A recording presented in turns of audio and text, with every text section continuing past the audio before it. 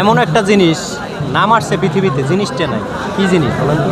এমন একটা জিনিস নাম আসছে পৃথিবীতে, জিনিসটা নাই।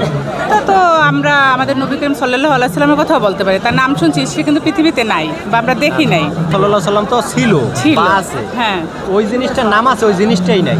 কেমন? কেমত তো আছে, কেমত আসবে না একদিন। মায়েরা মাস্টাররা ধমক দিয়ে বলে কি করছো সেটা, এখনো পারতেছেন না।